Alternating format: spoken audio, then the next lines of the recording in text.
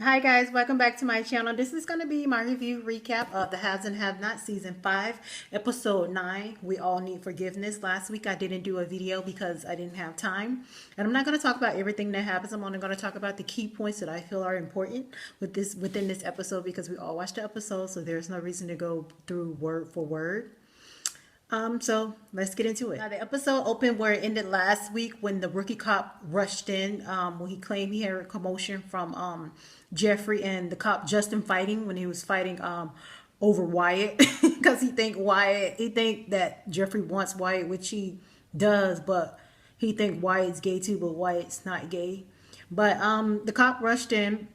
He had his gun drawn because, as you remember, Jeffrey had his gun drawn on Justin last week.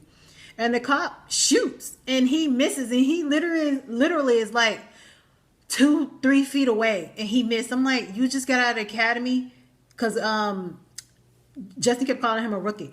I'm like, you just got out of the academy and you a bad shot like this. You don't need to be on the force if this guy is this close and you can't hit him. Because he shot and Jeffrey fell, but Jeffrey didn't get hit. Maybe it was the reflex, or just like a bullet coming at you and you was just like ducking to get out of the way. But the guy really missed. And Justin got mad, like, what are you doing, Rick? He was like, well, he has a gun drawn on. Justin talking about we're playing. Who the fuck plays with a gun? Like, you are a police and somebody's pointing a gun at you. Why would you think that your partner wasn't going to come up there and see the gun point on you and think you're in a bad situation? You had the nerve to say that you're playing. Thinking with the cops too, your life can be gone in a split second, so you really do have to think like on your feet. But with him shooting and missing like that, he could have just not shot at all. Like, that was stupid. But Justin ended up telling the rookie cop to go back to the car and take them down to the police station, and that was the end of that. And Wyatt kept telling Jeffrey kept telling Justin to leave, and Justin was like, he's gonna leave. So he ended up leaving, and he goes back in there to check on Wyatt, and Wyatt keep talking about he need Jeffrey, and Jeffrey was like, call the number. And then he was like, he's gonna go. And then Wyatt was like, I don't think you should go. That guy still should be out there. And Jeffrey was like, I don't think he's out there. He's gone. So Jeffrey ended up leaving Wyatt there, and Wyatt's in there still with stomach pain, still trying to come down off his high, I guess. But it's been, a few days, and he's still going through withdrawal. So that was the end of that, and Jeffrey ends up leaving him there. Back at the hotel, we get Candace laying in the bed with little Quincy, and she ended up sneaking out of the window like a 16-year-old sneaking out of the house in the middle of the night when they're being rebellious. And she's on her way to the hotel to get the money and the hair, the clothing and the hair from Eric. I'm like, who asked to borrow a weave? Because in the last episode, she asked her if she could borrow some clothing and some weave, because Erica claimed she didn't have any money, but she said she still needed money too. But that was so weird. I'm like, who borrows weave? But she ended up going to the hotel, and Oscar's there. He rushes her in the hallway talking about, the guy's here, the guy here. He can't see you like this. He can't see you like this. And Candace just like moves. So she goes upstairs, and she goes to Erica's room. And she calls Erica, and Erica's like, she can't talk right now. She's in the middle of something. Basically, David is going down on her. And oh my gosh. And Candace was like, well, if you're really with him, say his name. So she made up this little story that she can say his name or whatever. So Candace really did believe her, because as you can tell last episode, she kept questioning Candace, like, where was she and all that stuff. And Candace wouldn't tell her. So Candace, just like I've been suspicious of her this whole entire, pretty much since she came on the show. I've been suspicious of her. Candace starting to get her suspicions too, but she's trying to play it cool to actually try to figure her out, to see like what she's doing and who she's working with. But I think Candace is on to her. When Candace finally get what she came for, Jim calls David's phone. I'm like, oh my gosh, they ain't gonna be able to get it in because everybody just keep calling. But Jim called David's phone to ask him what Oscar's number was, because he want him to help him find Wyatt and get the money back and all that stuff. And he was asking, was he with a lady? He was like, yeah, he's with a lady. So Jim wasn't cop blocking. He got what he needed, and he hung up the phone. But while he was on the phone with Jim, she was going down on him. I'm like, oh my gosh, Tyler Perry is getting so vulgar for cable TV. Like, this is not Playboy TV. She got her wiping her mouth, and it was just so weird. I felt so uncomfortable watching David and Erica like get it on a little bit. Now back at Catherine and Jim's house, he in the living room, and Catherine coming downstairs, and then she goes in the kitchen and get like some wine glasses or whatever. He was like, what the hell are you doing? And she was like, she had somebody upstairs. So Catherine, I guess, calls a massage person to come in to give her a massage to, like, I guess, relax her or whatever. And she was up there trying to make Jim jealous, like she was gonna seduce that boy. That boy looked so uncomfortable. She was asking him if he wanted a sugar mama, if he ever had a sugar mama, and it was just so uncomfortable. That boy looked like he wanted to pee in his clothes. He left that goddamn table there, that massage table there, and say he gonna call his employer to have them pick it up.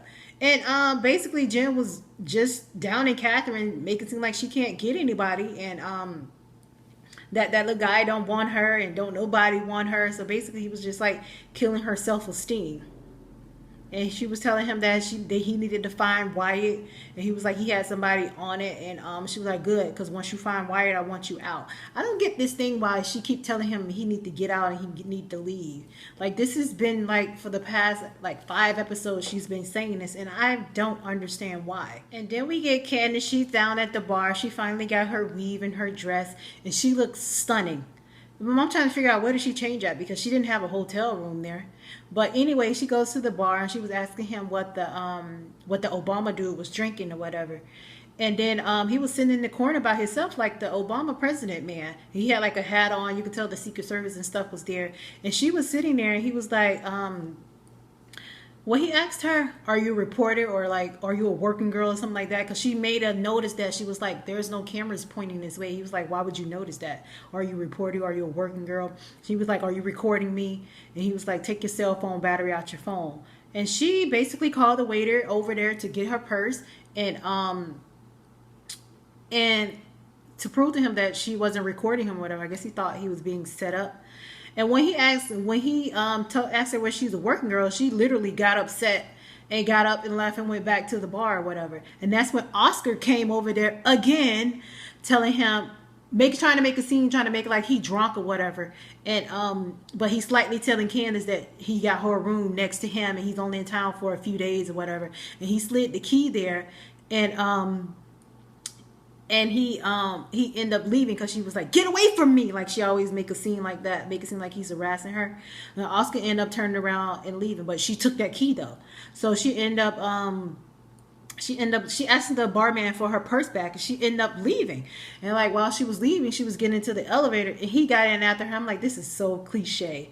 He got in after her and asking her what floor, and she told him what floor, and she was just like walking in the hallway, and he wanted to apologize for, like, I guess calling her a hooker, even though she technically is or was. But and he ended up walking in front of her while she was walking to her room, and she was like, you're not afraid of the cameras? And she was like, oh, I guess because you're walking in front of me and you're not making eye contact, nobody's going to think that you're actually with me. And she ended up going to her room. She was like, this is my room. He was like, this is my room right here. Because Oscar told her that they had conjoining rooms. So when she got in her room, she went around finding all the bugs that Oscar had done planted. I'm like, yes, Candace, that's what I gotta do. But she ended up finding all the bugs hidden in plants and stuff, and she flushed them down the toilet. And Oscar got mad, which rightfully so, because he keeps saying that he need to have some stuff on videotape. And she was like, Oscar, I'm not in this with you. So technically, she doesn't want to be involved with Oscar, but she is trying to see where this is going to go with the president man.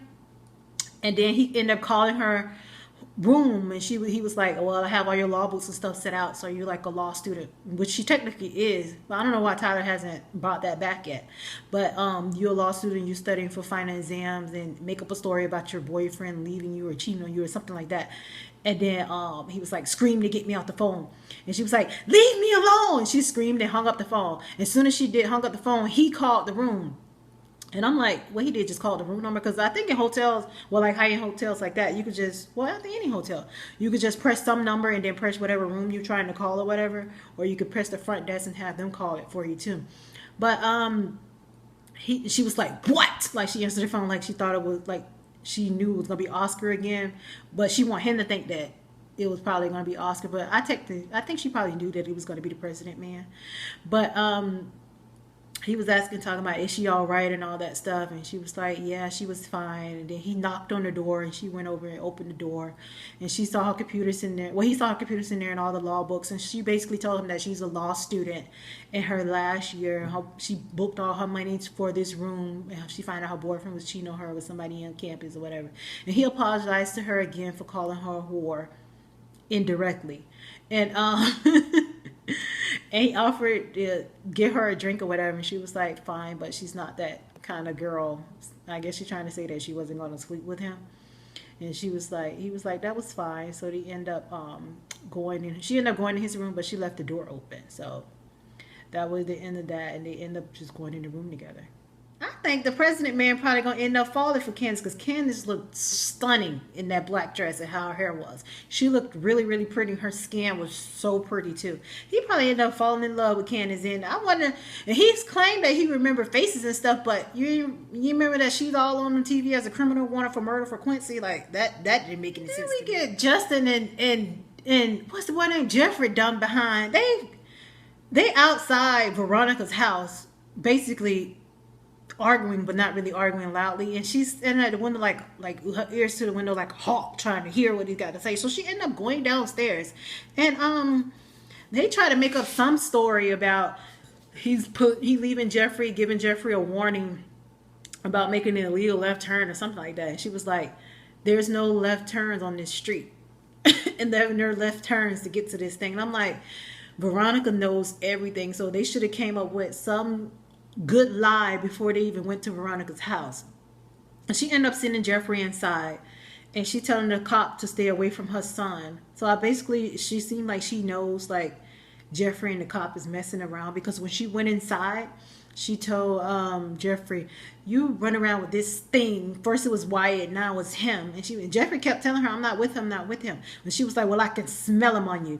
So basically she was saying that she can smell like Justin's scent on him, because they actually was sleeping in the bed. They actually had sex before they went over to Wyatt's house, and then he went directly to Veronica's house with Jeffrey. So maybe she probably could, or maybe she was just being sarcastic, but she told him, talking about, you have a beautiful black woman upstairs and this is who you running around with, basically telling Jeffrey, get with the program. And then we get Wyatt. He keeps calling Jeffrey's phone, and it keeps going to voicemail. He keeps telling Jeffrey, answer, please. But he ended up calling the number that Jeffrey gave him, and the people was like, okay, are you detoxing? What drugs? He named a whole bunch of drugs. I'm like, that's a combination of drugs that could just kill you.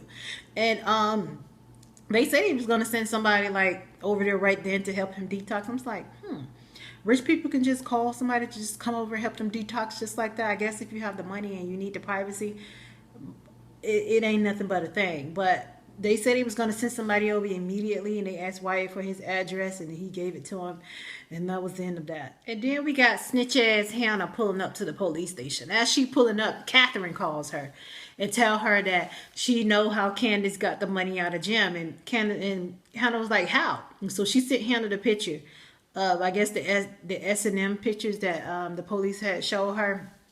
And she was like, well, how did you get this? She was like, because when the detective came over to the house, I took one of the pictures. So maybe she probably going to use this to blackmail Jim with. I don't know.